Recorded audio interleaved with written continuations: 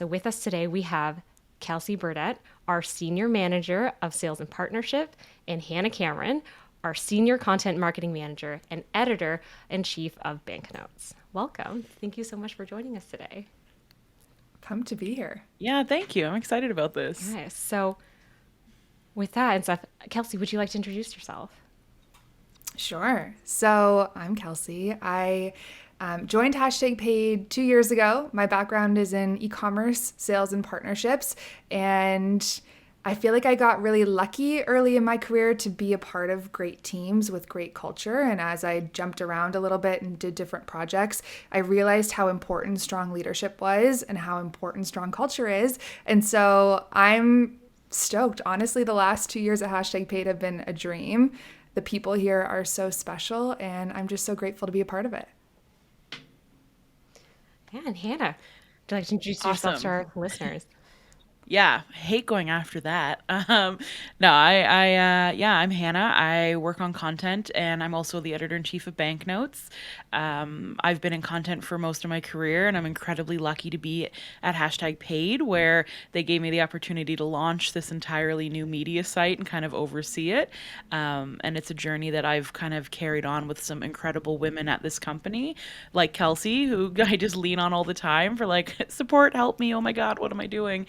But this is an incredible kind of stage of my career, and I'm happy to share that. So we know that startups and building something from scratch, it's no easy feat. It's a new challenge every single day, dealing with ambiguity, bringing on new team members, steering a ship going who knows where. We'd love to hear about how have you built confidence or resiliency to over the course of your career to, thrive in an environment like this. Yeah, I can jump in here. It's not easy, I'll tell you that. So I think I used to have a habit of looking at everything in the short term. And so when problems came up, they felt like they were earth shattering because I was only seeing the next, I don't know, couple of weeks or months in front of me.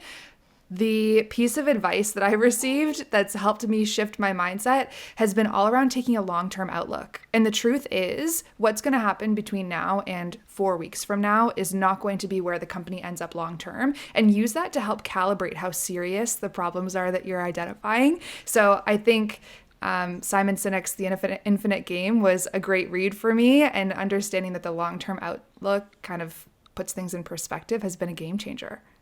No, totally. Words to live by. Yeah. Hannah, how have you built confidence and resilience in your career?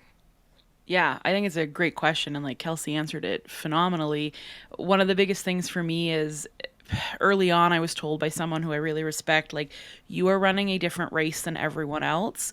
You cannot compare yourself to Oh, someone beside you. yeah. And it's the hard, like, I would always do it, right? Why is that person going further than I am quicker? And I'm older than them, or I've been here for 2 years and, they won, but we're on different paths. Like, I'm going to a different place in my career. So, really, just kind of understanding, like, you are in your own lane, running your own race.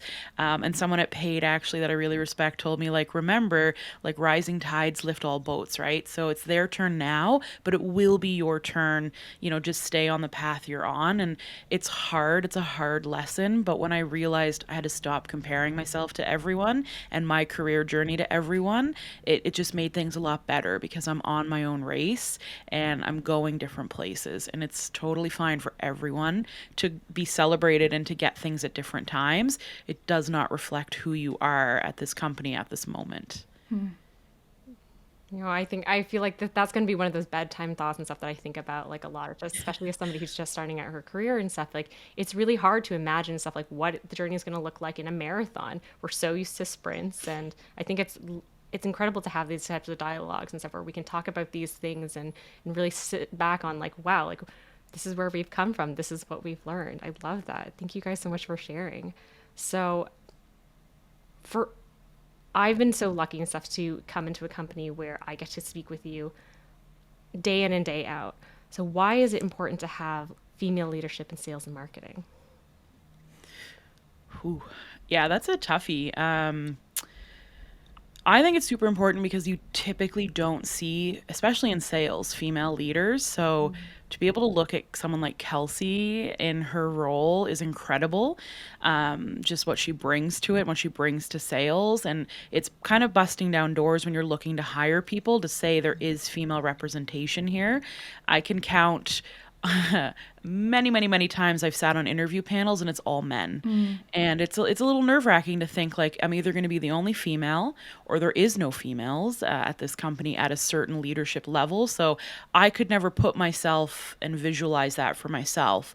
All my marketing male VPs were male, C-suite was male. I had occasional female managers, but usually only in content, which typically is dominated by females. I rarely got to see the head of demand or that just the VP of marketing itself be female. So you start to lose your visualization. You start to think like maybe that's just not what I'm going to be able to do. Maybe I have to just stay in a typically female driven industry, and it's just not true. And I think we bring something different. We just bring different skill sets and different mentalities that I think have been missing from these industries for a while.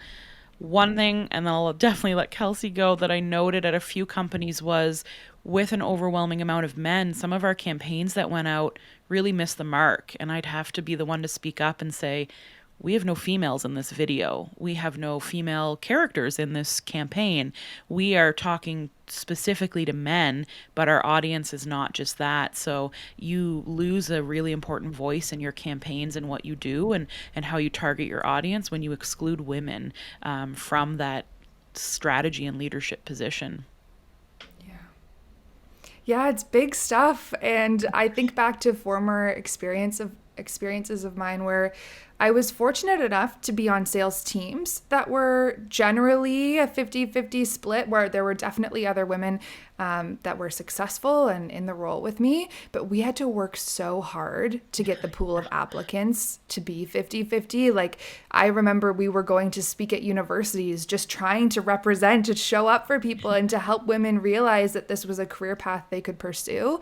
And finally, I think we're starting to see that shift. Even here, looking at our Oh, yeah. candidates and our applications, I'm thrilled to see the gender distribution. I think it's amazing. But in this previous experience, we would see higher attrition with women than with men, which is like, okay, there's something here we're not digging into. And then you go up a level and all of the sudden that equal distribution is no longer a thing. And so, yeah, I think it's incredibly important for people to be able to see roles 1, 2, 3 steps ahead and to see people that Yes. look like them represented. That goes for gender, that goes for every other type of what do you call it? Like diversity, I guess. And so I think it's incredibly important. I don't think the work is done. I think #paid is almost like a bubble here where we're starting to figure it out, but there are so many companies, so many industries out there that are so far behind. So we just need to make sure that our voices are loud and that we're extending our reach beyond just the confines of our company. Yeah, I think you I love guys it. totally nailed it and stuff that like representation and belonging and stuff like it's not something we think about immediately in careers, but looking back at my own experiences as well, like my very first startup and stuff like I remember I was 20 years old and we were going through an accelerator program and it's that those questions about representation belonging like it's not something that took a long time to kind of think about or realize that for me it was immediately because when I walked into that commons where it was meant to be an environment where everybody can share and connect and ideate. I remember going to the bathroom for the first time and it was silent and I realized I was completely alone. I was the only woman in the commons. I was a young girl.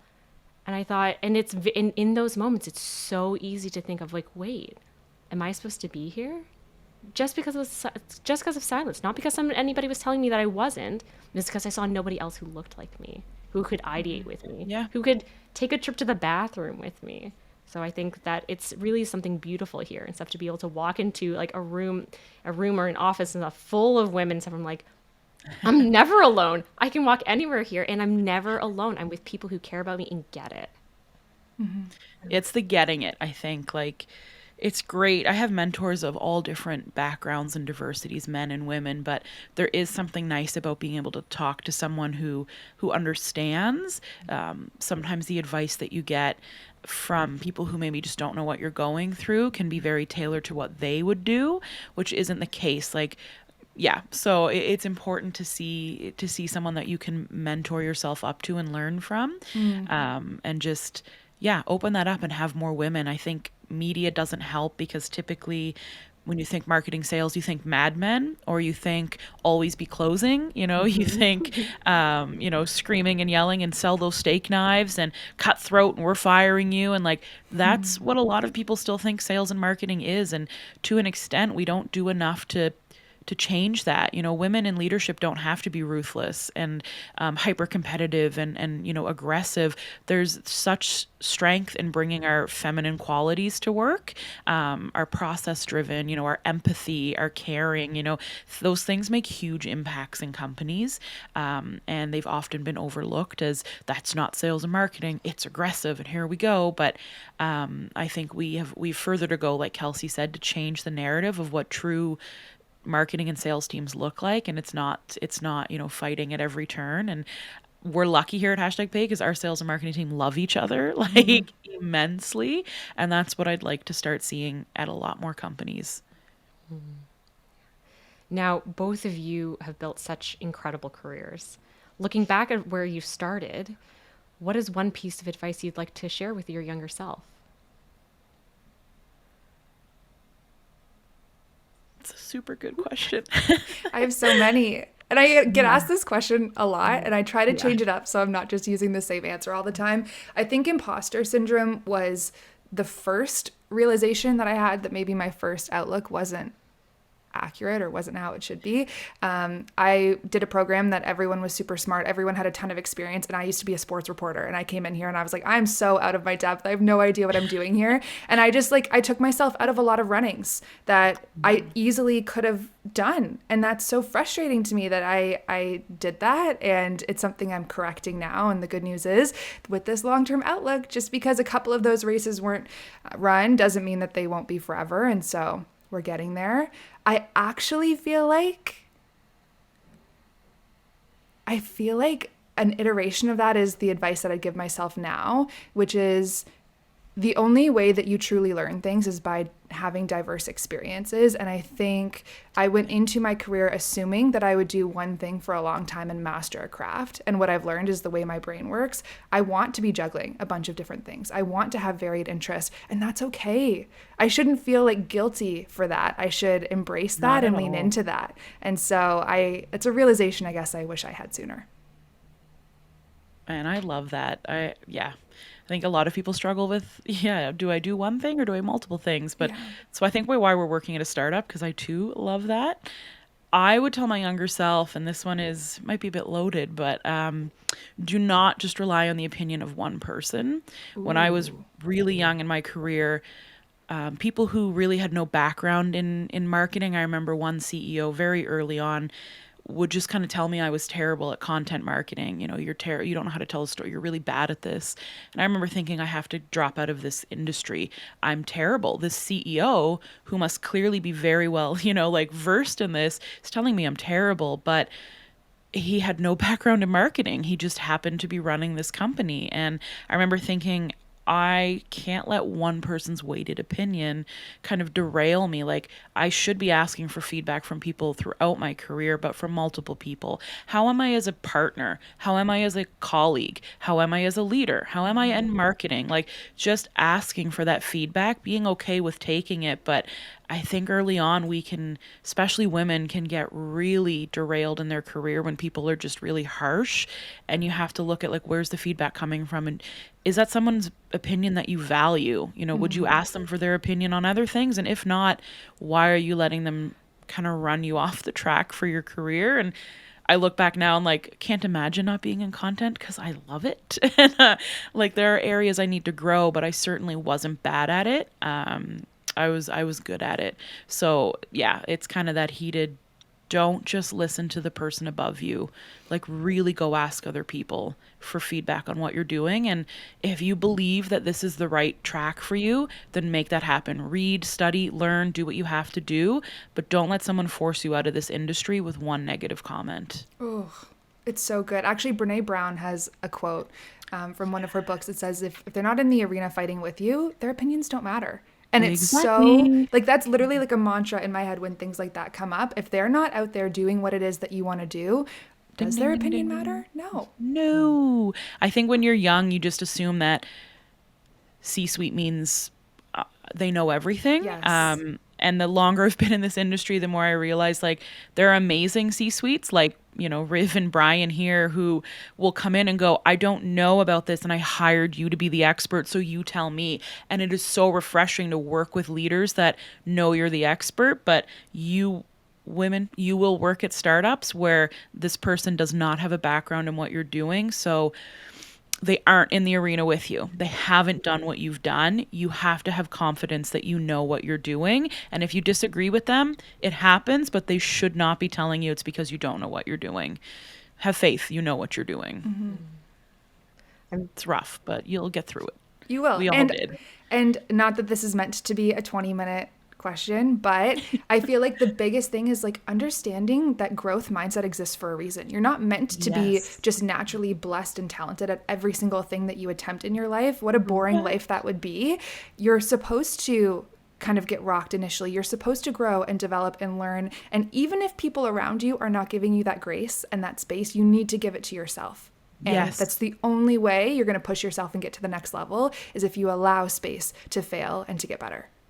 Yeah, you have to have faith that you chose the right industry and you know what you're doing. Because you will, because I have, and I'm sure Kelsey has, I've questioned if I should be doing what I'm doing. So grow from it though. Lean into it. Why do I feel like this? Is there an area that I'm weak in? Go and ask those people, hey, Kelsey, how could I be a better leader at this company? Or what is something that I need to improve on from your opinion? Yeah. I don't put all weight behind that opinion, but I want to hear what she says, right? Totally. So ask that feedback and grow. But don't let it derail your dreams of what industry you're in, because you can make it in this industry, 100%. You can make it through all of this.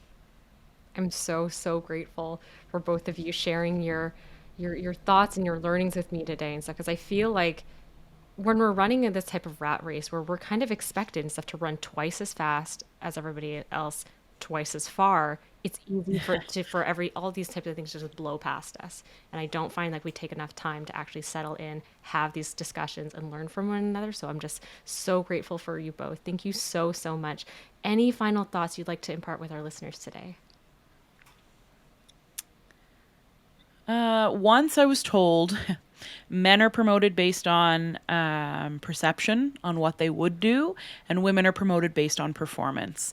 So you might feel like you need to work twice as hard and prove things twice as much. But what I took away from that was I need to share my wins. I have to be my own cheerleader, and I would impart that on all women. Be your own cheerleader, hype yourself, hype your work, be proud of what you do. It's not bragging, it is not making you unhumble or a braggart at all. You should celebrate your wins and celebrate them publicly with your manager. Hey, I did this. This is so exciting. With your company, with other people in the company. Really advocate for your work. Great book. Can't remember the author's name, but Steal Like an Artist.